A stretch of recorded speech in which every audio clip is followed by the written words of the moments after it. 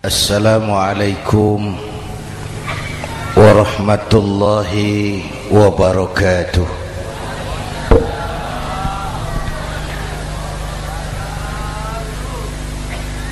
Alhamdulillahi wa kafa,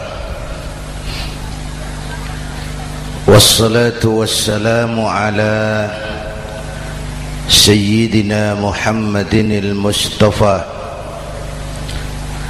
wa ala alihi wa ashabihi ahli sidqi wal wafa, amma ba'd. Para ulama, para habaib, para masyayikh yang saya muliakan, yang terhormat Bapak Kapolres dan Bapak Dandim, Sahibul Bait, segenap keluarga besar Pondok Pesantren Raudhatul Muta'allimin Al-Aziziyah, bapak-bapak, ibu-ibu, hadirin hadirat ma'asyiral muslimin yang saya cintai. Saya bersyukur dapat menghadiri haflah Maulidin Nabiil Karim, dan saya bangga dan terharu dengan keberadaan Pondok Pesantren Raudhatul Muta'allimin Al-Aziziyah ini. Sekarang ini banyak orang bisa memberi contoh, tapi sedikit orang bisa menjadi contoh. Memberi contoh itu mudah, tapi menjadi contoh itu yang sulit. Oleh karena itu, pada kesempatan ini kita ingin mengambil contoh bagaimana Rasul melaksanakan perjuangan. Apa modal utamanya? Saya sampaikan 3 sajalah, mudah-mudahan selesai 10 menit. Yang pertama, modal utama perjuangan baginda Rasul adalah akhlakul karimah. Memperbaiki akhlak dengan akhlak. Oleh karena itu, surah Madu sudah selesai. Dari dan ke Madura jadi lebih mudah. Bahkan Madura akan jadi daerah industri. Tetapi yang kita ingin, Madura tetaplah Madura. Akhlak tidak boleh berubah. Zaman boleh berubah, akhlak tidak. Masa boleh berganti, tapi keyakinan tidak boleh mati. Nah, soalnya adalah kepada siapa kita harus berakhlak? Kita itu kan harus berakhlak kepada 2. Kita harus berakhlak pertama kepada Allah. Ini yang terpenting. 13 tahun Rasul berjuang di Mekah hanya memperbaiki akhlak kepada Allah, menanamkan tauhid, meluruskan akidah, membangun keyakinan. 13 tahun di Mekah itu, dengan perhitungan kalau fondasi kuat, bangunan aman. Kalau fondasi melenceng, bangunan bengkok. Kalau fondasi rapuh, bangunan runtuh. Bangunan bagaimana fondasinya? Orang hidup bagaimana imannya? Kekuasaan dan jabatan baru ada manfaatnya kalau dipegang tangan orang beriman. Kalau tidak, yang muncul Fir'aun. Harta baru terasa manfaatnya kalau dipegang tangan orang beriman. Itulah sebabnya bangsa kita ini bukan cuma perlu orang pintar, kita perlu orang benar. Bahkan di masyarakat lebih baik benar tidak terlalu pintar ketimbang pintar tapi tidak benar.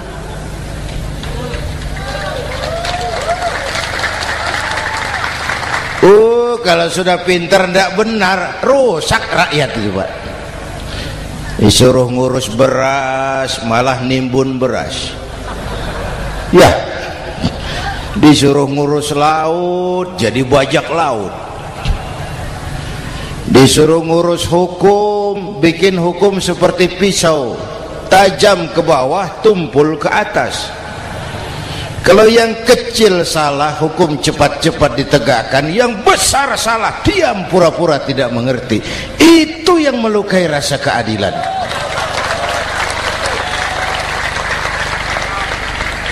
Mulai dari akhlak kepada Allah. Bagaimana cara berakhlak kepada Allah? Caranya dua. Pertama, jangan menyekutukannya dengan sesuatu pun. Yang kedua, jangan menyembah kecuali hanya kepadanya. Itu akhlak kepada Allah. Konsisten, disiplin. Saya bersaksi tiada Tuhan selain Allah, maka saya tidak akan menyembah kecuali hanya kepada Allah. Saya tidak akan takut kecuali hanya kepada Allah. Saya tidak akan minta tolong kecuali hanya kepada Allah. Saya tidak akan melarikan persoalan kecuali hanya kepada Allah. Saya bersaksi Nabi Muhammad utusan Allah, Nabi terakhir. Tidak ada Nabi sesudah Nabi Muhammad. Harga mati, titik. Disiplin. Ada yang mengaku jadi Nabi, wajib tidak percaya. Disiplin. Sekarang ini kan bangsa kita disiplinnya lemah. Korupsi agak sulit diberantas karena pejabat kita takut atasan tapi nggak takut Tuhan.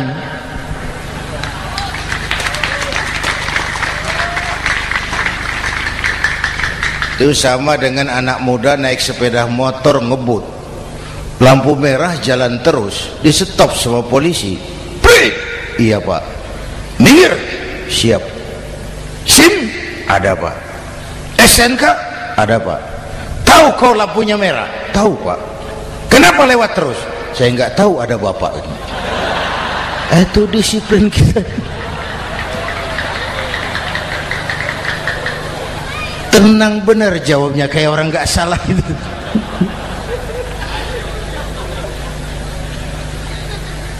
Iman. Apalagi belakangan ini saya sering bilang gini Pak, ini humor tapi agak tasawuf.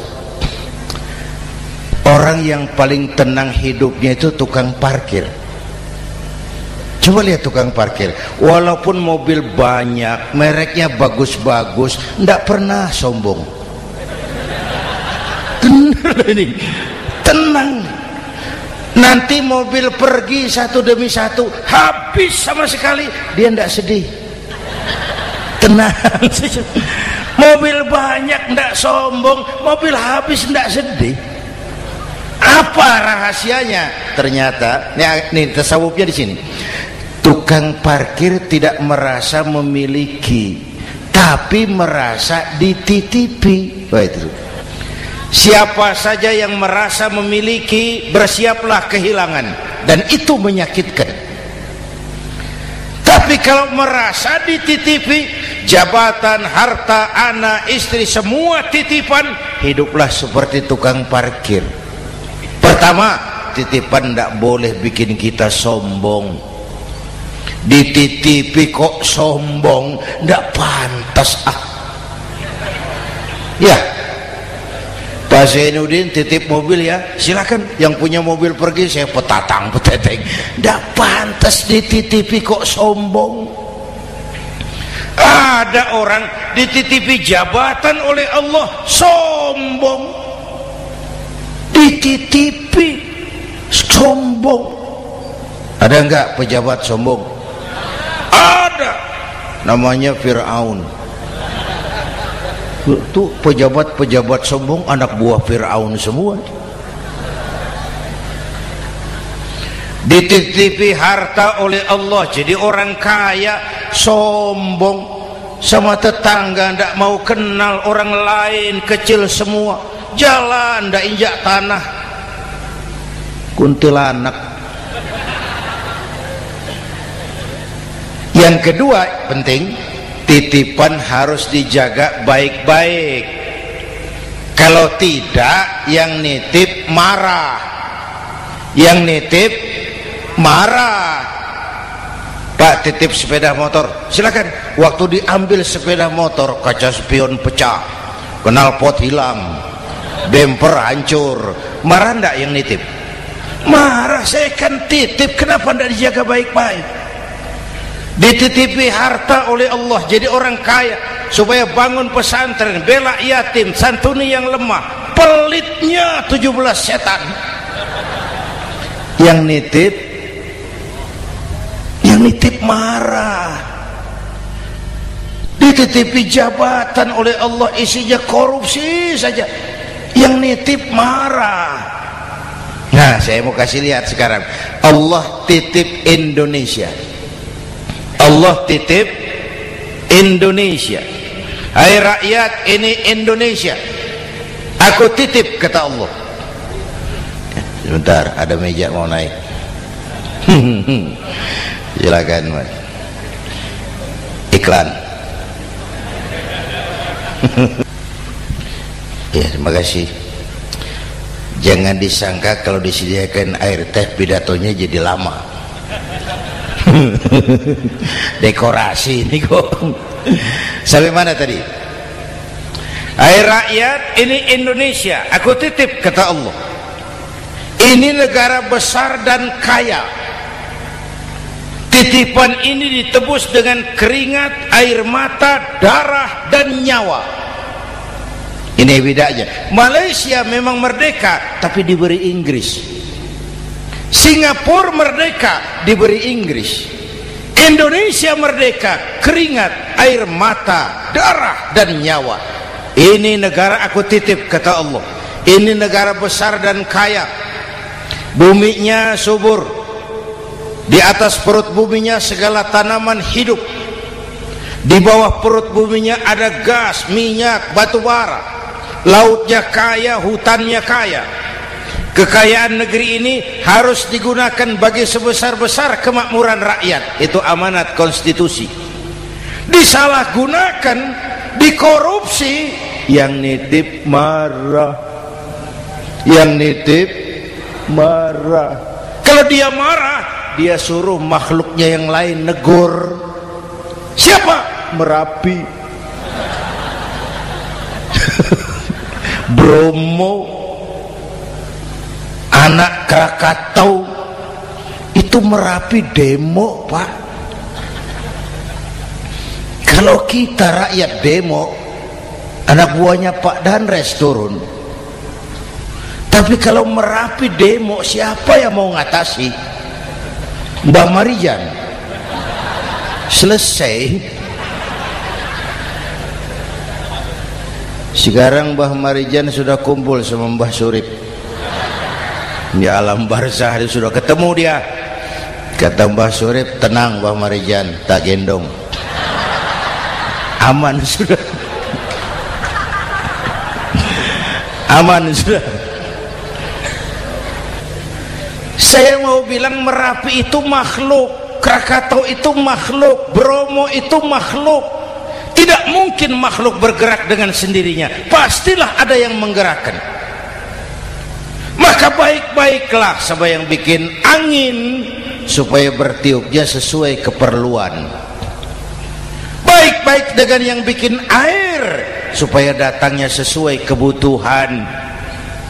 Baik-baik sama yang bikin gunung supaya meletusnya pelan-pelan.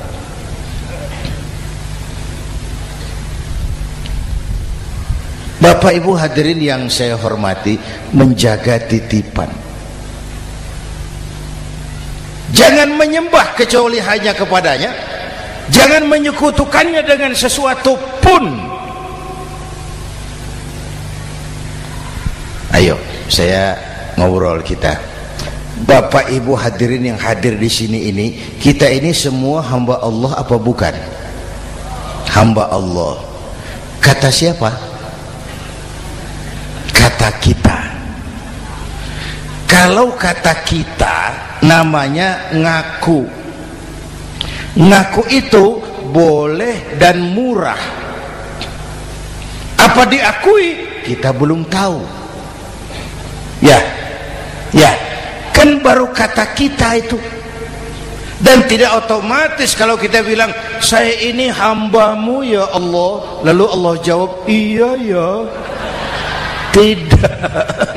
Tidak, wong itu kan kata kita.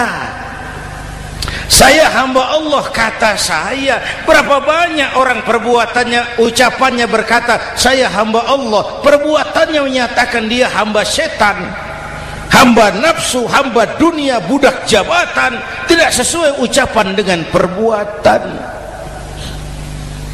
Jadi hamba Allah itu enggak mudah, digojlok, diuji. Coba lihat, yang jelas diakui sebagai hamba itu baru satu yang kita peringati ini, baginda Nabi. Allah mengakui kapan? Waktu menceritakan Isra dan Mi'raj. Apa yang dipakai kalimat? Subhanallazi asra bi'abdih. Maha suci Allah yang telah menjalankan hambanya. Hambanya Muhammad itu hambaku, aku jalankan dia. Allah mengakui. Kapan kalimat ini turun? Setelah Nabi digojlok, ditempa, digembleng, diuji, difitnah, dicaci maki, dilontari kotoran unta, sahabat-sahabatnya dibantai.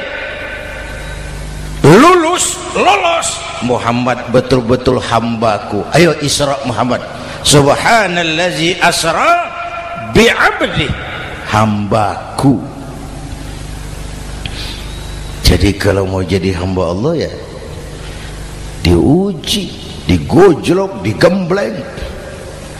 Nah, mari kita lihat kehambaan baginda Nabi. Orang yang paling bersih hatinya Rasulullah.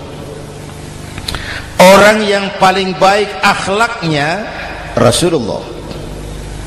Orang yang dosanya sudah mendapat jaminan ampun Rasulullah. Tapi Rasulullah kalau sholat malam bengkak kakinya karena rajin sujud. Hati bersih, akhlak terbaik, dosa sudah diampuni. Tapi kalau sholat malam kakinya bengkak karena rajin sujud. Saya tahu di sini juga banyak yang kakinya bengkak. Cuma urusannya apa? Itu urusan masing-masing. Pada tingkat seperti itu Rasulullah, saya perlu Allah, saya perlu Allah, saya perlu Allah. Yang 100 tahun kita bangun selesai oleh gempa 3 menit. Ya. Yang 100 tahun kita bangun ternyata selesai oleh gempa 3 menit. Kita perlu Allah, kita perlu Allah. Makanya musibah itu kan kalau menimpa orang baik-baik namanya ujian. Kalau menimpa orang setengah baik itu paru-paru yang bikin malaikat bingung. Sholat rajin, maksiat tekun, baca Quran mau, fitnah orang hobi, ngaji nyolong jalan terus. Untung di sini nggak ada yang begitu. Di Jakarta banyak, di sini insya Allah sama. Jakarta. Orang separuh-separuh seperti itu kalau dapat musibah itu namanya teguran, bukan ujian. Kenapa ditegur? Lalai. Nah, kalau orang jahat dapat musibah itu namanya persekot. Uang muka tanda jadi.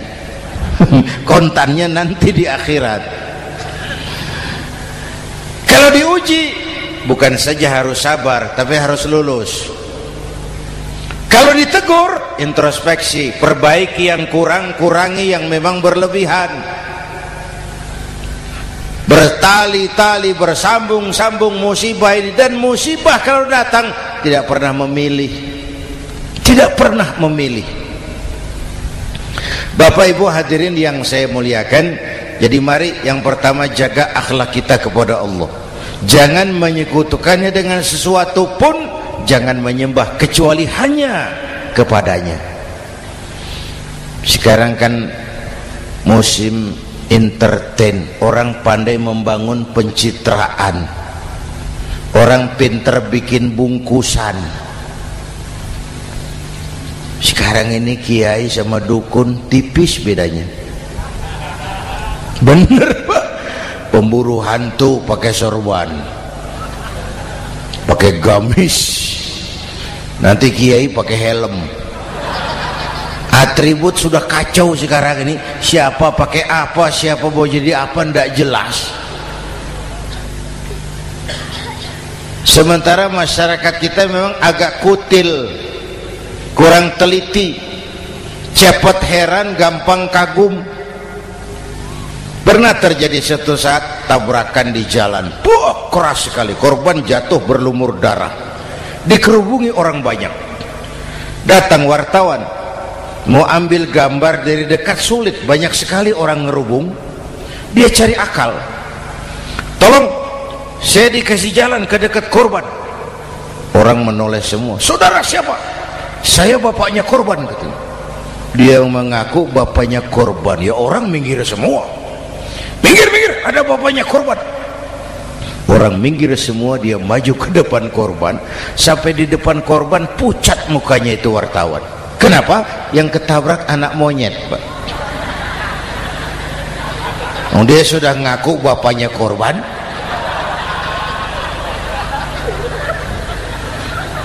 Ini cerita pendek tapi pesannya dalam. Kalau belum kenal benar jangan cepat-cepat ngakui. Ya, rakyat harus cerdas sekarang ini. Emas pasti kuning, benar itu? Apa semua yang kuning pasti emas? udah cerdas lah itu, Hati-hati, ini zaman pencitraan. Orang pandai bikin bungkusan. Oleh karena itu kita juga harus punya filter supaya tidak hanyut oleh kedangkalan-kedangkalan pencitraan itu. Satu itu akhlak kepada Allah.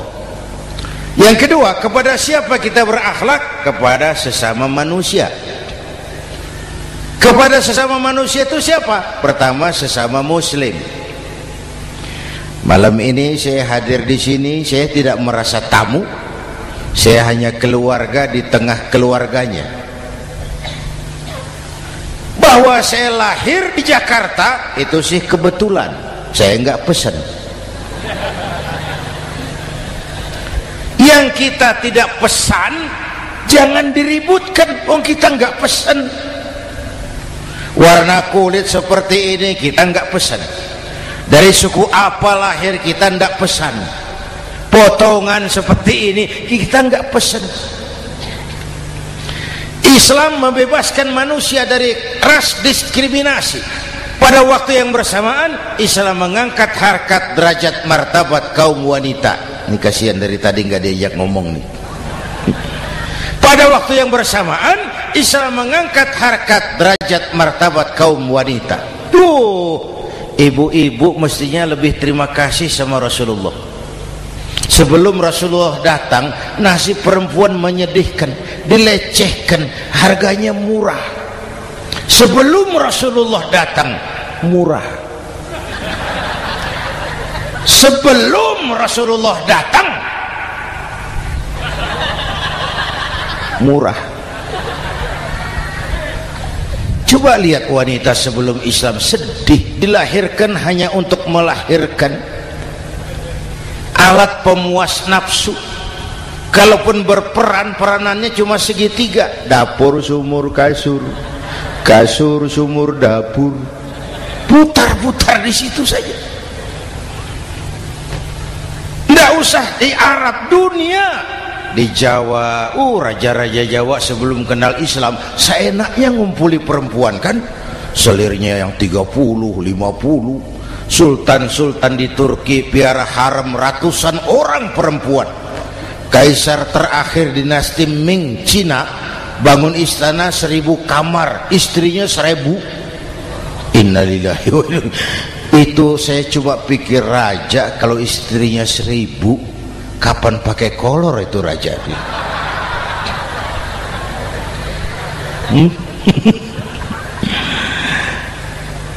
Rasulullah datang terenyuh, an-nisa imadul bilad. Perempuan jangan diperlakukan begitu.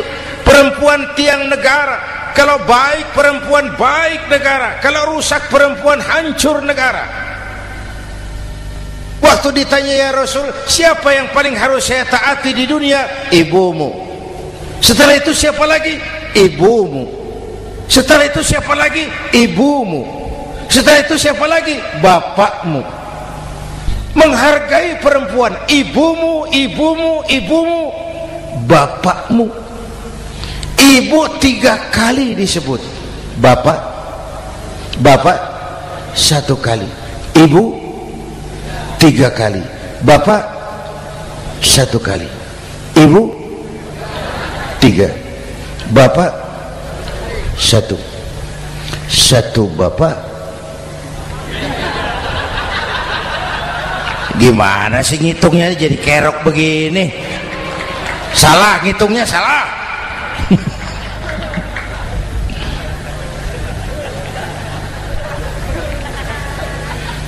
Lalu dicairkan kehidupan kemasyarakatan di masjid. Masya Allah, masjid itu pendidikan demokrasi betul. Pertama, siapapun masuk masjid copot sandal, buka sepatu. Benar itu? Ini masyarakat yang mau kita bangun. Tidak ada warga negara kelas 1, semua sama. Lurah masuk masjid buka sepatu, rah. Camat masuk masjid buka sepatu, mat. Gubernur masuk masjid buka sepatu, Nur. Nikmatnya masyarakat masjid. Nikmatnya masyarakat masjid. Coba binatang saja harganya tidak sama toh. Sapi yang mahal, yang gemuk, betul? Karena harga sapi pada dagingnya. Makin gemuk sapi, makin mahal harganya. Tapi ada burung perkutut lebih mahal dari sapi, padahal dagingnya sedikit, betul. Kenapa harganya lebih mahal dari sapi? Harga perkutut suaranya. Di mana harga manusia yang paling gemuk? Silahkan bersaing dengan sapi. Maaf.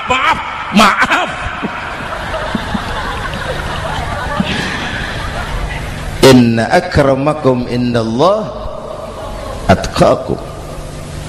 Masyarakat masjid sudah copot sandal, buka sepatu, sudah masuk ke dalam sholat berjamaah. Kalau sudah ke dalam sholat berjamaah, tidak pernah kita usil dari mana orang datang. Yang penting kemana dia menghadap. Itu masyarakat masjid. Dari mana kamu? Dari kidul, Pak, madhab ngulon. Kamu dari mana? Dari lor, Pak, madhab ngulon. Kamu dari mana? Dari kulon, madhab ngulon juga. Ini kan konsep bineka tunggal ika. Dari manapun orang datang, apapun warna kulitnya, dari suku apapun ia dilahirkan, kalau akidahnya sama, itu saudara kita. Lalu sholat berjamaah. Apa itu? Hidup bermasyarakat, berbangsa dan bernegara. Harus ada imam, harus ada makmum.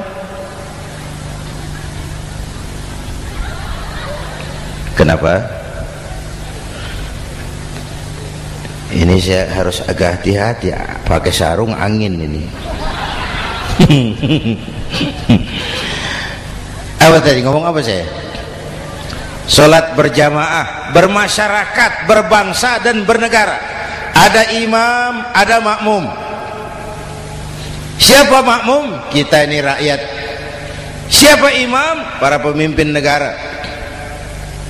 Apa bedanya? Imam harus dipilih. Makmum nggak usah. Coba baca kitab fikih yang setebal apapun, nggak ada bab pemilihan makmum. Nggak usah, makmum nggak usah dipilih. Orang buta boleh jadi makmum, orang bisu boleh jadi makmum, tukang mabuk boleh jadi makmum, tapi tidak tiap orang boleh jadi imam.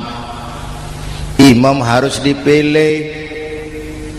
Siapa yang jadi imam? Pertama, a'lamuhum, orang yang paling alim di kampungmu angkat jadi imam. Yang paling alim, bukan yang paling tua. Yang paling alim, tahu urusan, punya konsep, punya visi dan misi, mengerti negara ini mesti dibawa kemana, jalan keluarnya apa, angkat jadi imam.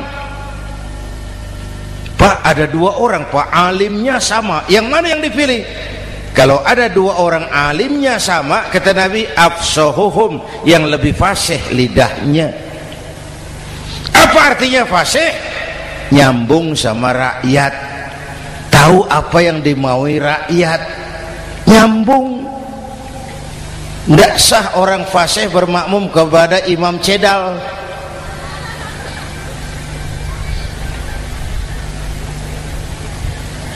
Kenapa Bu? Nyambung. Capek kalau punya imam gak nyambung sama makmum. Makanya kalau sudah jadi imam, pesan Nabi apa? Idza amma ahadukumun nasa falyukhaffif. Kalau kamu jadi imam, ringankan sholat kamu, jangan terlalu panjang. Itu makmum tidak sama kekuatannya. Ada yang tua renta, diri saja sudah gemetar. Ada makmum yang punya darah tinggi, kalau sujud lama kepalanya sakit. Ada makmum yang sudah janji habis sholat mau terima uang. Jangan kalau sudah jadi imam di kota, sholat isya berjamaah, rakaat pertama selesai Fatihah, Yasin, bubar makmum itu. Jadi imam jangan terlalu lama. Kayak Husni Mubarak tuh, kelamaan jadi imam, 30 tahun, rakyat capek.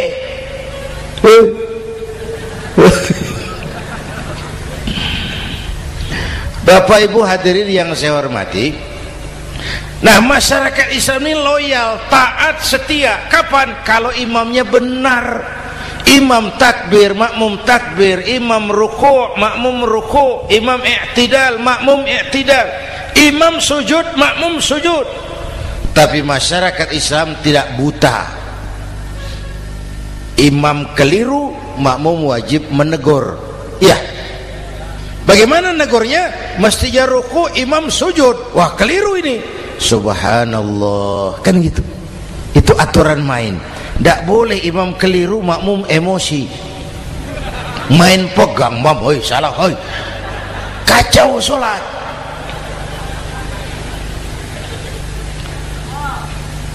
Imam buang angin, apa makmum lalu berkata, demi kesetiaan saya kepada imam, imam buang angin, saya lebih keras lagi. Goblok. Iyyaka na'budu wa iyyaka nasta'in. Sampai situ imam buang angin, minggir. Tidak usah ribut. Yang di belakang satu orang maju ke depan, lanjutkan pekerjaan imam. Yang penting imam tahu diri, buang angin, minggir. Ini negara rusak karena imam sudah buang angin. Tenang aja, kayak orang nggak salah itu loh.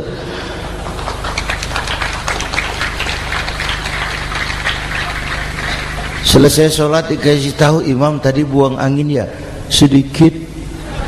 Apa kalau nggak sedikit lalu nggak rusak sholat itu? Nah, dalam berjaga akhlak kepada sesama, ayo kita jaga kesatuan, persatuan, kerukunan, kekompakan. Ini pesantren Raudhatul Muta'allimin Al-Aziziyah, ini aset kita. keberadaannya, pengembangannya, kelangsungannya, bukan sekedar tanggung jawab pengurusnya, tanggung jawab kita sesuai dengan bidang dan kemampuan masing-masing. Yang punya jabatan bantu dengan wewenangnya, yang punya harta bantu dengan uangnya, yang punya tenaga bantu dengan tenaganya, yang bisa doa bantu dengan doanya, yang tidak bisa apa-apa bantu dengan diam. Diam saja lumayan loh itu membantu. Bapak Ibu hadirin yang saya hormati, saya ingat almarhum Panglima Besar Sudirman pernah bilang, kamu itu kalau mau menang harus kuat, kalau mau kuat harus bersatu, kalau mau bersatu hidupkan semangat silaturahmi. Mau menang harus kuat, mau kuat harus bersatu, mau bersatu hidupkan silaturahmi. Bapak Ibu hadirin, rukun antar umat seagama. Beda pendapat boleh, marah jangan. Kalau di Jakarta kan sekarang lagi musim apa itu wahabi yang bid'ah, sedikit bid'ah itu. Saya sih bilang yang suka tahlil bagus, terusin. Yang nggak suka tahlil nggak apa-apa, tapi jangan mencaci maki yang suka tahlil. Orang yang mabuk masih banyak kok yang tahlil dicaci maki. Kita nih seperti orang kurang kerjaan. Waktu guru saya Hadratul Mukarram Ki Haji Dr. Idham Khalid wafat, saya ajak orang baca Fatihah.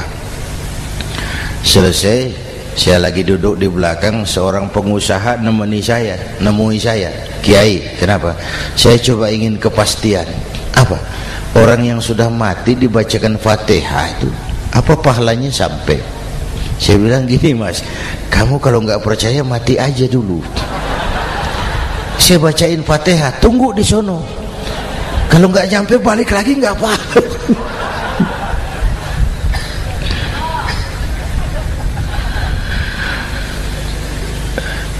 Depan rumah saya itu ada masjid, Pak, pakai beduk seperti itu. Ada teman saya, Kiai, pakai beduk masjidnya. Iya pakai. Kan Rasulullah tidak pakai. Tidak memang. Bid'ah tuh. Loh, siapa bilang? Beduk itu bukan agama, itu budaya, tanda masuk waktu. Bukan manggil orang sholat. Manggil orang sholat pakai azan. Tanda masuk waktu, itu hebatnya Wali Songo, pakai beduk. Kalau nggak mau pakai beduk boleh, teriak-teriak juga boleh. Pak Greb, boleh. Tapi Wali Songo kan bijaksana, pakai beduk saja, sekali pukul satu desa dengar. Itu bijaksananya dakwah Wali Songo. Kalau beduk dianggap bid'ah, miskin kita. Itu budaya. Seperti sepeda motor, itu budaya. Kalau nggak mau pakai beduk boleh, teriak-teriak juga boleh. Pak Greb, boleh. Tapi Wali Songo kan bijaksana, pakai beduk saja, sekali pukul satu desa dengar. Itu bijaksananya dakwah Wali Songo. Kalau beduk dianggap bid'ah, miskin kita. Itu budaya. Seperti sepeda motor, itu budaya. Kalau beduk dia nggak bid'ah, sepeda motor bid'ah tuh. Rasulullah nggak pakai, jual, beliin unta.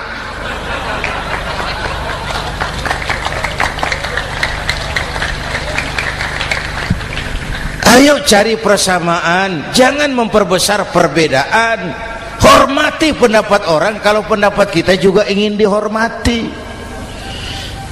Kasus Ahmadiyah meledak lagi di Cikesik, Banten. Lalu pendekar-pendekar HAM menganggap itu tirani, mengganggu kebebasan beragama. Dia lupa bahwa Ahmadiyah masalahnya bukan kebebasan beragama, tapi penodaan terhadap agama. Kalau kebebasan beragama sih umat Islam welcome. Orang mau Hindu, mau Buddha, mau Kristen bebas memilih agamanya masing-masing. Tapi ini kan Ahmadiyah lain, ngakunya Islam tapi ada nabi lagi sesudah Nabi Muhammad, namanya Mirza Ghulam Ahmad, asal dari India. Saudara hadirin yang saya hormati, ini yang prinsip penodaan terhadap agama. Kalau nggak ngaku Islam nggak masalah. Supaya mau aman caranya cuma dua, Ahmadiyah jadi agama sendiri, karena Malaysia sudah melarang, Brunei sudah, Rabitoh Alam Islami menyatakan aliran sesat, Saudi Arabia melarang pengikut Ahmadiyah pergi bikin haji, dia dianggap non muslim. Cuma memang pemerintah kita nggak tegas. Kalau dari dulu dinyatakan dilarang, nggak akan ada lagi kasus-kasus seperti itu.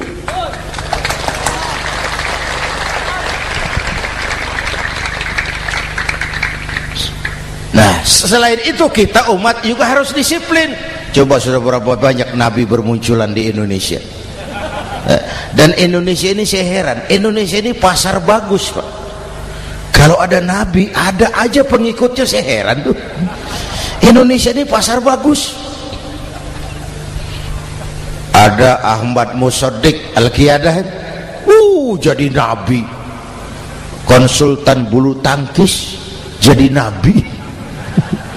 Dapat wahyunya di Bogor,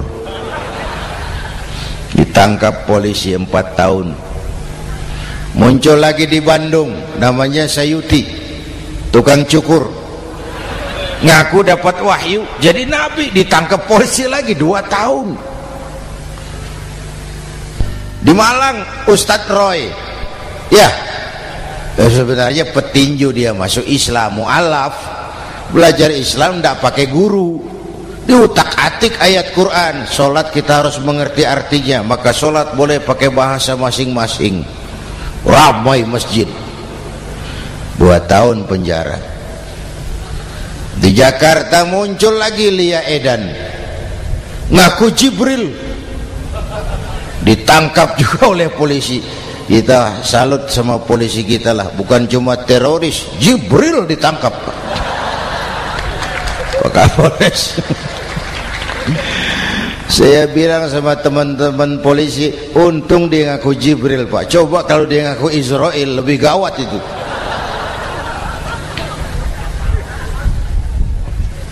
Yang parah, antara Cirebon Losari, dia perbatasan Jawa Tengah Jawa Barat, pernah muncul agama baru namanya agama Jasun, agama Jawa Sunda, agama Jasun Jawa Sunda. Yang jadi nabi Tugimin. La haula wala quwata. Saya bilang ini jangan jadi nabi, jadi kiai juga nggak angker ini. Al Mukarram Bapak Kiai Tugimin, nggak enak. Yang lebih nggak enak selawatannya loh itu. Kalau kita kan tadi nikmat tuh, ya Habibi ya Muhammad, nikmat rasanya itu. Coba ganti sama yang tadi, wah enggak, ya Habibi ya Tugimin, enggak enak itu, Pak. Jadi umat Islam itu sangat menghormati orang lain agama. Soal agama orang lain, lakum dinukum, awas hati-hati kalimatnya.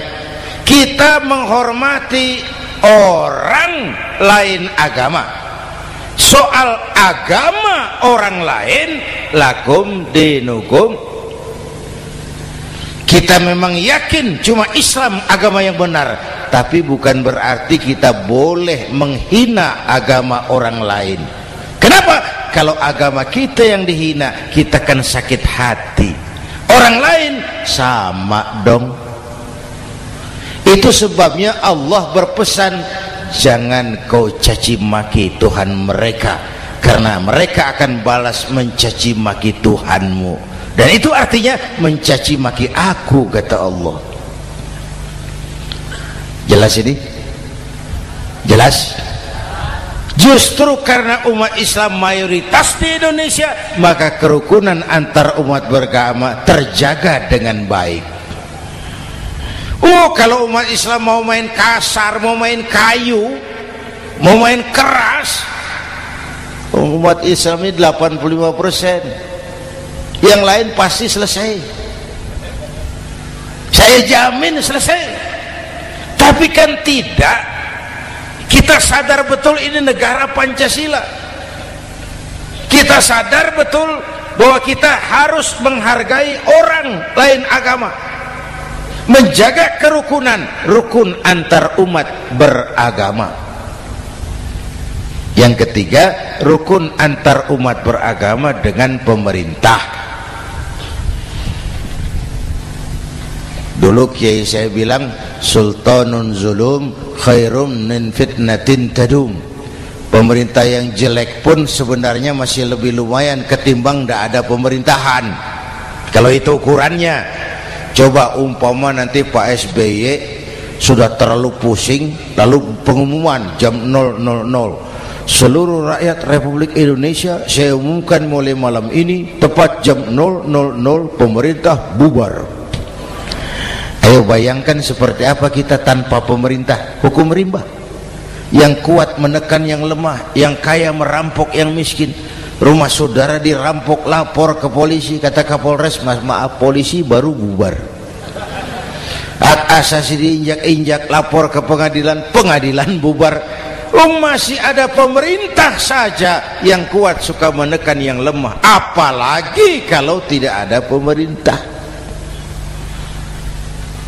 Karena itu ulama dan umara dua pilar utama. Kalau kuat keduanya, kuatlah masyarakat. Kalau rapuh keduanya, maka rapuhlah juga masyarakat. Bapak Ibu hadirin yang saya hormati, ini yang kedua, kita harus berakhlak kepada sesama. Yang ketiga, kepada siapa kita harus berakhlak? Kenapa? Iya, saya cuma lihat jam. Yang ketiga, kepada siapa kita harus berakhlak? Kita ini harus berakhlak kepada makhluk Allah yang lain di luar manusia. Kepada air kita harus berakhlak loh Pak. Saya dulu remaja ngaji fikih, kiai ngajar makruh buang air kecil di tanah yang berlubang. Saya protes, kenapa makruh kiai?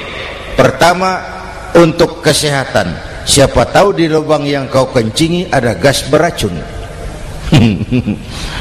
Kalau tidak kiai, kalau tidak maka artinya kau harus melindungi binatang yang ada di dalam lubang. Siapa tahu di lubang yang kamu kencingi ada semut sedang rapat membahas masalah Mesir. Apa dosanya lalu mati dikencingi? Ini namanya rahmatan li semut.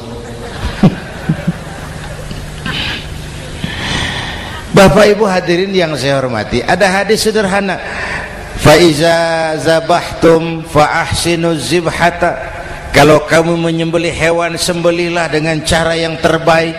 Jangan nyembelih ayam pakai pisau tumpul, itu namanya tidak berperi kebinatangan. Kepada ayam kita berakhlak, kepada pohon kita berakhlak, kepada air kita berakhlak. Kenapa sekarang alam tidak seramah dulu? Karena kita juga tidak ramah kepada alam. Kenapa sering terjadi banjir? Karena tempat air kita kurangi. Dia bingung mau ke mana. Air nggak punya tempat. Akhirnya masuk ke rumah kita juga. Masuk dalam zoharul fasadu fil barri wal bahri bima kasabat aydin nas. Karena kita tidak berakhlak kepada lingkungan. Bapak Ibu hadirin yang saya hormati, jadi itu yang pertama, modal utama perjuangannya akhlakul karimah. Mau sukses, utamakan akhlak. Industrialisasi boleh terjadi di Madura, jalan berhotmik licin, oke, listrik masuk desa, alhamdulillah, tapi akhlak jangan berubah, akidah jangan goyah.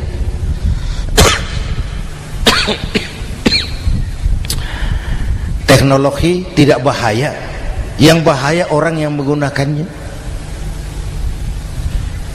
Wayang itu yang namanya cepot, itu bisa selawat badar kalau yang megang Anom Suroto. Cepot bisa selawat badar kalau yang megang Anom Suroto. Wah, wayang bagaimana dalangnya, teknologi bagaimana orang yang menggunakannya. Satu.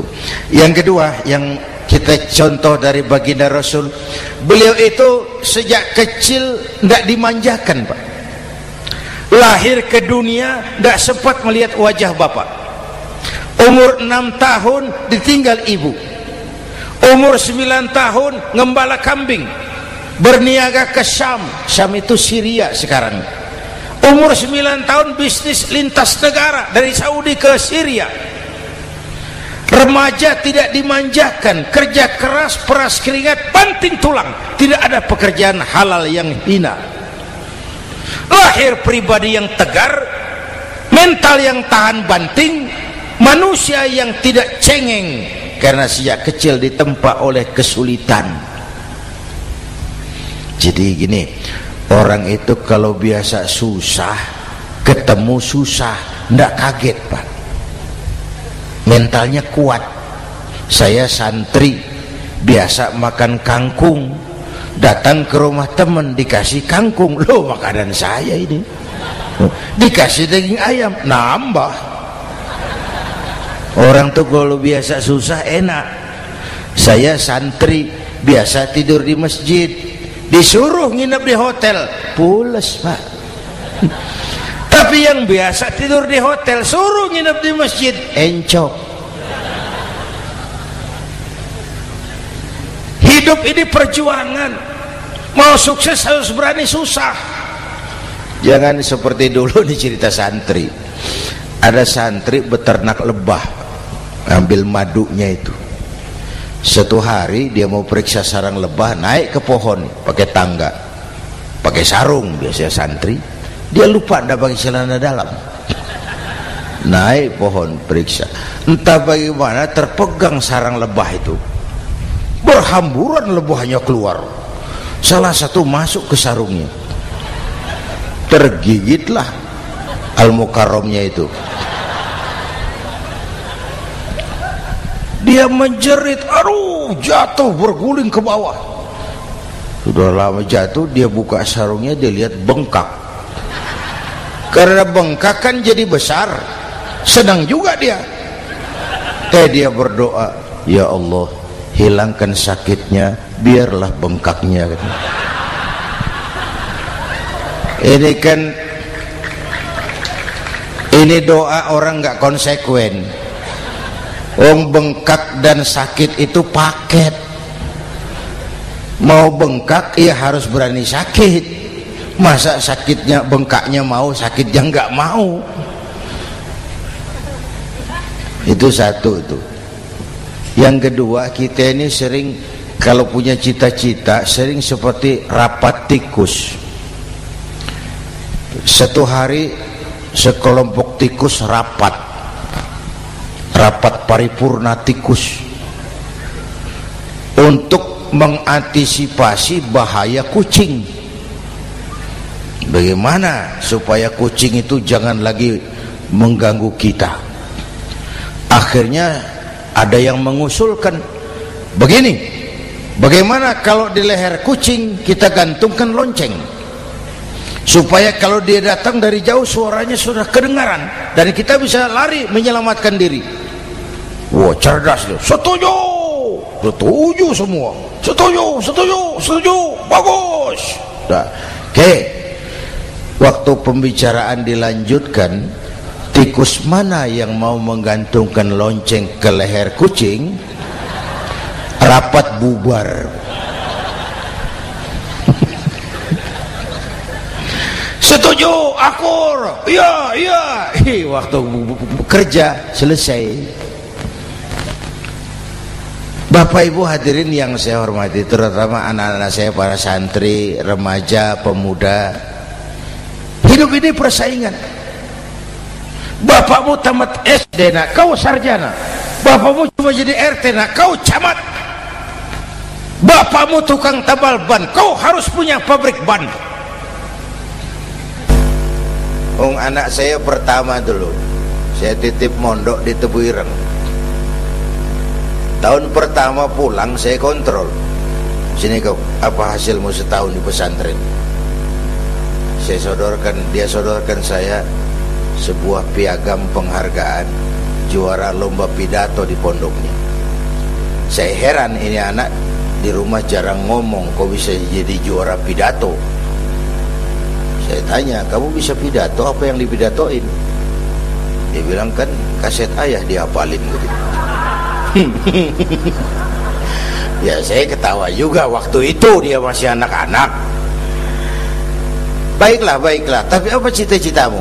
Saya kepengen seperti ayah. Wah, kau ini salah.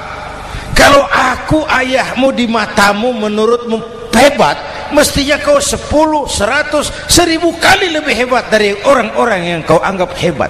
Karena tantanganmu akan lebih berat dari tantangan yang aku hadapi sekarang.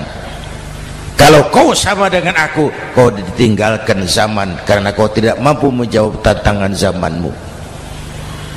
Bapak Ibu hadirin yang saya hormati, persaingan tajam, tantangan makin berat. Oleh karena itu diperlukan semangat yang dicontohkan Nabi. Kerja keras, peras keringat, banting tulang. Tidak ada pekerjaan halal yang hina. Sejak kecil ditempa oleh kesulitan. Asal jangan seperti saya tadi ngobrol sama teman-teman, sekarang ini di negara kita banyak politisi miskin negarawan. Pejabat-pejabat kadang-kadang kalau ngelihat rakyat tuh komentarnya nggak berpihak kepada rakyat. Saya ingat waktu Mentawai dihantam gempa, Nias hancur, infrastruktur hancur, rumah rakyat luluh lantak. Ketua DPR Pak Marzuki Ali bilang, bagaimana itu rakyat? Ya itu resikonya punya rumah di pinggir laut. Waduh, ini bukan komentar pemimpin, rakyat lagi susah kok dibilang kayak gitu. Saya prihatin dengan ucapan kayak gitu. Waktu cabai 100.000, di sini berapa sekarang? Sama ya. Waktu cabai mahal, ada pejabat bilang, rakyat suruh nanam cabai aja di halaman rumahnya. Ini kan gak solutif dan gak cerdas. Cabai naik, rakyat suruh nanam cabai. Nanti beras naik, rakyat suruh nanam padi. Yang saya khawatir kalau telur mahal, apa rakyat suruh betelur gitu? Ini kan gak cerdas dan gak solutif. Bapak Ibu hadirin yang saya hormati, apalagi tadi sudah saya bilang di awal, kita ini bangsa yang ditempa oleh kesulitan. Mau merdeka saja dengan keringat, air mata, darah dan nyawa. Kita tidak boleh cengeng menghadapi kesulitan ini. Tegar, tahan uji, tahan banting, dan seterusnya. Itu hal yang kedua. Yang ketiga, terakhir, Rasulullah itu sosok yang ibadahnya luar biasa. Tadi sudah saya jelaskan sebagian. Ibadahnya luar biasa. Ayo kita bantu keamanan negeri kita ini. Dengan apa? Istighfar. Wa ma kana Allahu mu'adzibahum wa hum yastaghfirun. Allah tidak akan turunkan bencana selagi di tengah mereka masih banyak orang-orang yang istighfar. Rasulullah yang dosanya sudah diampuni sehari 100 kali istighfar. Ayo kita ngobrol ini. Pak, saya ini Zainuddin ini, kalau mengharap masuk surga dengan amal yang saya kerjakan sendiri, rasa-rasanya tipis harapan. Bener. Sholat saya berapa banyak saya tahu. Sedekah saya berapa duit saya tahu. Dosa saya berapa banyak saya tahu. Lalu saya baca sejarah. Nabi Adam dosanya 1, makan buah khuldi, dikeluarkan dari surga. Nabi Adam dosanya 1, dikeluarin. Kita dosanya banyak, kepengen masuk. Ini enggak nyambung ini. Nabi Adam dosanya 1, dikeluarin dari surga. Kita dosanya banyak, kepengen masuk. Enggak nyambung. Apa yang bikin saya besar hati? Apa yang bikin saya optimis? Ada dua, Pak.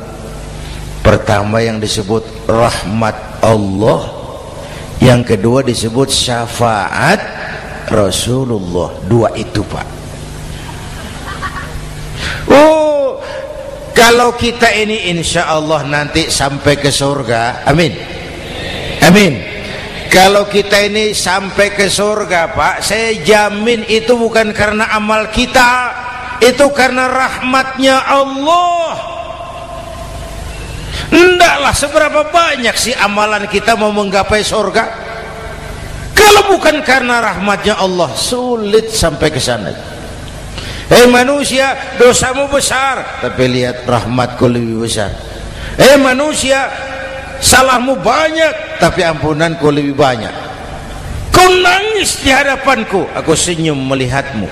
Kau berjalan menujuku, aku berlari menyambutmu. Istighfarnya sehari 100. Lalu ada hadis qudsi, inni la ahammu bi'adzabi ibadi. Kadang-kadang aku pengen turunkan azab, bencana kepada manusia, tapi ketika aku melihat 3 perkara, murkaku surut, bencana aku tarik kembali. Coba perhatikan hadis kursi ini. Allah mau marah hendak jadi, bencana ditarik, musibah diangkat. Kenapa?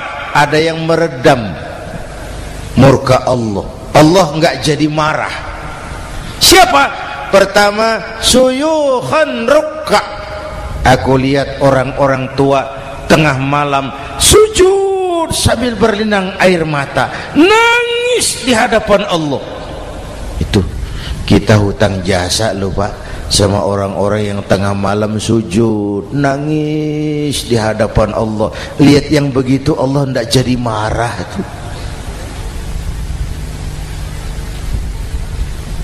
Saya tahu ini bapak-bapak ini, ibu-ibu kan suaminya sering bangun tengah malam ya, Bu. Kencing.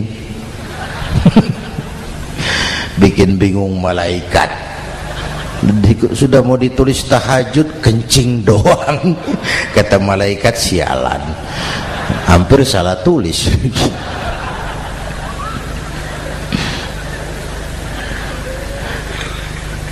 Aku lihat orang tua tengah malam sujud sambil berlinang air mata. Lalu aku lihat bayi-bayi tanpa dosa masih menyusu, sibyanan rudda. Bayi-bayi tanpa dosa masih menyusu, suci bersih, belum ternoda. Wa bahaiman rudda. Dan aku lihat binatang ternak melata mencari makan, kambing mudah cari rumput, alam terjaga keasriannya. Bagaimana bencana enggak mau nambah? Kita mengamalkan hadisnya juga terbalik. Yang diminta itu orang tua tengah malam sujud, bayi tanpa dosa nyusu. Sekarang bayi tanpa dosa dibuang ke tempat sampah gara-gara orang tua tengah malam nyusu. Terbalik namanya. Yang diminta itu orang tua tengah malam sujud, bayi tanpa dosa nyusu. Ini bayi tanpa dosa dibuang ke tempat sampah gara-gara orang tua tengah malam.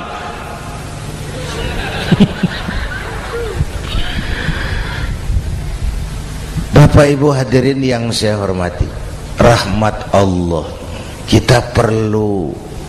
Yang kedua, syafaat Rasulullah. Mari saya cerita syafaat sedikit. Ini sudah jam 00:05 ya. Ini kalau hitungan Indonesia ini sudah ganti hari, Pak. Jadi inilah ceramah terpanjang di dunia. Bayangkan saya pidato dari hari Selasa sampai hari Rabu.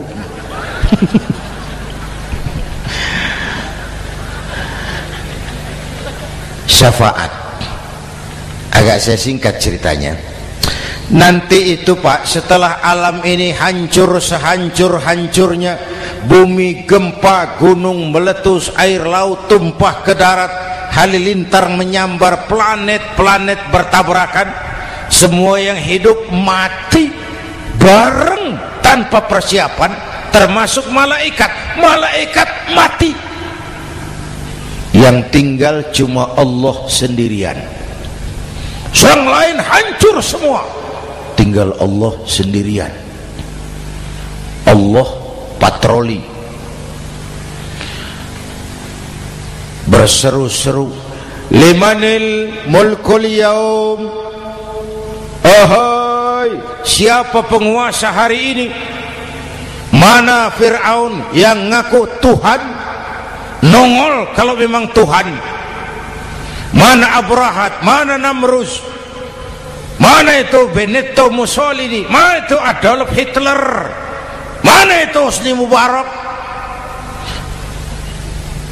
Penguasa-penguasa yang ngaku berkuasa, nol kalau memang penguasa. Gak ada yang jawab, Pak, semua sudah rebah. Allah lalu berkata, la ilaha illa ana.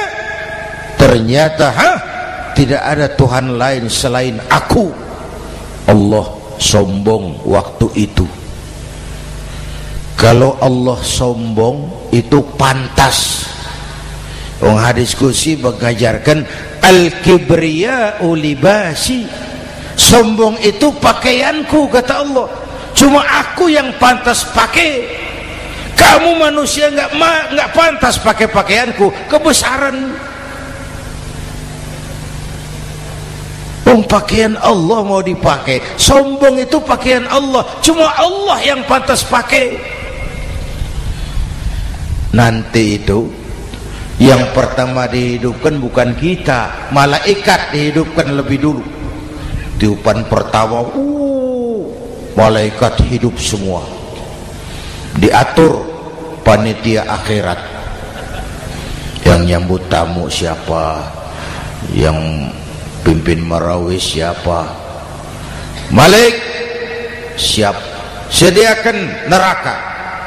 Aku mau bakar itu bajingan tengik yang waktu di dunia nggak mau sujud, jauh dari ulama, tinggal di masyarakat jadi biang kerok, sama yatim kejam. Sediakan neraka. Baik, Ridwan, iya, sediakan surga. Aku mau balas hamba-hambaku yang waktu di dunia rajin sujud, dekat dan cinta kepada ulama, santun kepada yatim, suka menolong orang yang memerlukan pertolongan. Baik, Jibril, Mikail, iya, ke surga. Untuk apa ya Rabb? Ambil kendaraan bernama Buraq, turun ke alam, cari di mana kubur kekasihku Muhammad, bangunkan dari kuburnya, bawa ke surga. Turun Jibril dan Mikail, cari kubur Nabi.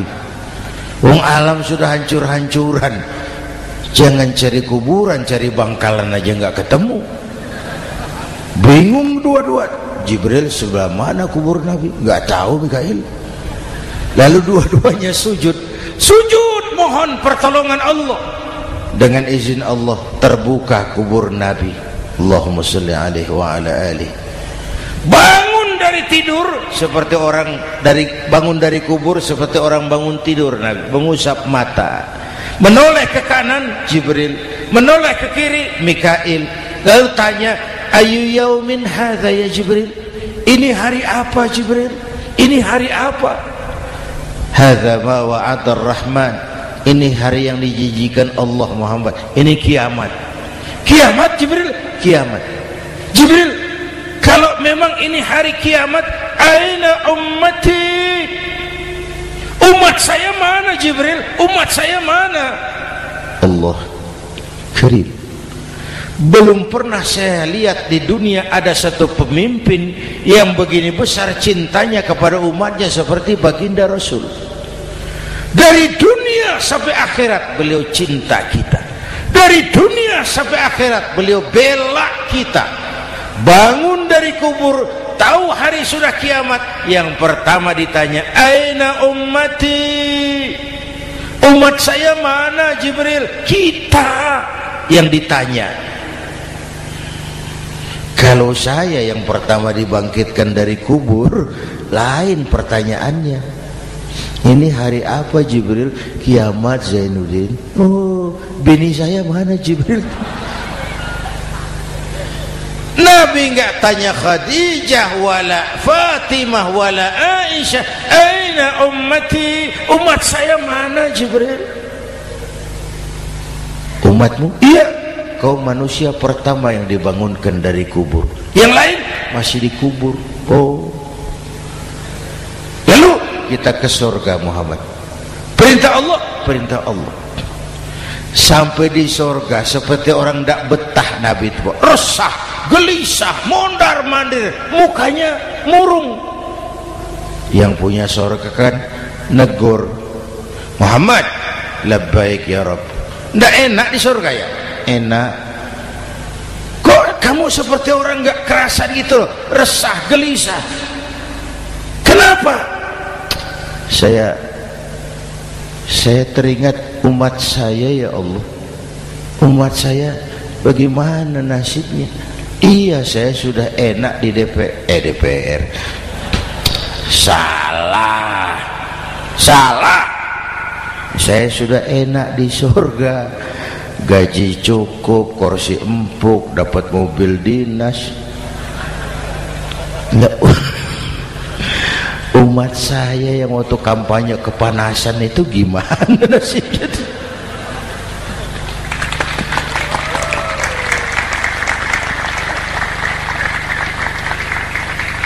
Makanya dulu di Senayan, di depan kantor DPR tuh banyak tukang kaca jualan di situ. Saya bilang ini tukang kaca pintar dagangnya di situ. Pas, maksudnya supaya yang mau berkantor di situ ngaca dulu. Ya, wakil lurah pasti tidak lebih tinggi dari lurahnya. Wakil camat tidak lebih tinggi dari camatnya. Ini kenapa wakil rakyat kok selalu lebih tinggi dari rakyatnya?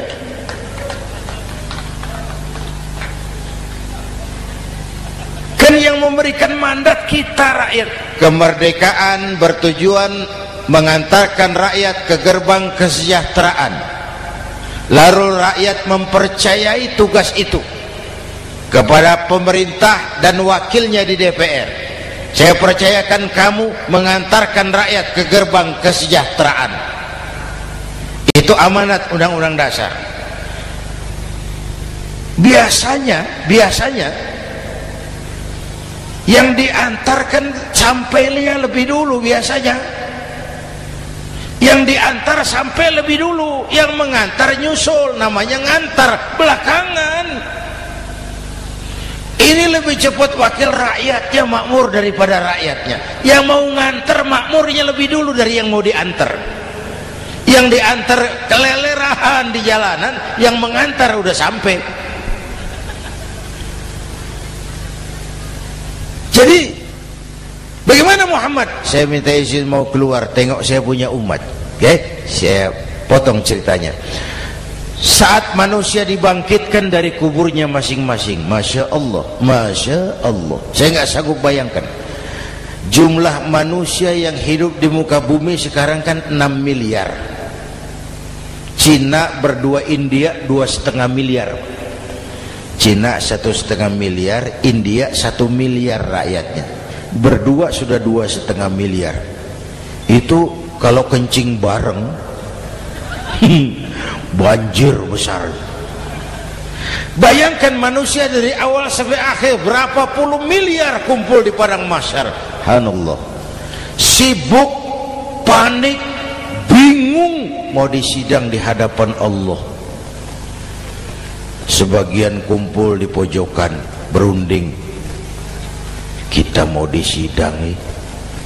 Terus ayolah kita cari bantuan. Kemana? Adnan Buyung. Begini. Kita ini kan anak cucu Nabi Adam. Pantas dong kita minta tolong sama beliau. Yuk, setuju. Berangkat cari Nabi Adam. Ya Adam, anta abal bashar. Adam, tuan datuknya manusia. Kami cucu kamu, anak turunan kamu mau disidang. Tolong kami Adam, tolong. Kata Nabi Adam, ora iso mas, rombongan Jawa aku naik mumet lagi sama Nabi Nuh saja. Nuh bilang tidak bisa, saya juga punya masalah, pernah minta obat ditenggelamkan. Ibrahim barangkali, semua Nabi hand up, angkat tangan. Dikala itu yauma la yanfa'u malun wala banun, di mana harta tidak ada lagi artinya, anak-anak tak jadi beban, tiap orang sibuk dengan urusannya sendiri-sendiri. Saat itu ada satu pemimpin, Allahumma salli alaihi wa ala alihi, diizinkan Allah. Dikala semua nabi yang lain angkat tangan hand up, beliau malah ummati ana laha, ta'ali ummati, ta'ali ummati, umatku sini, umatku sini. Beliau memanggil-manggil umatnya. Yang bagaimana yang dipanggil? Ada hadis, inna ummati ya'tuna yaumal qiyamah ghurran muhajjalin min atharil wudu. Umatku besok di akhirat datang menghadap Allah dengan muka bersinar-sinar karena sering wudu. Sering wudu kan sering sujud, masa cuma wudu tapi enggak sujud?